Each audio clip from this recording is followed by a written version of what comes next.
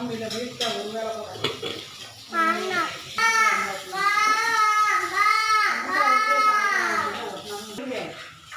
அதை வந்து எங்கேயாவது எப்போ பண்ணிட்டாங்க.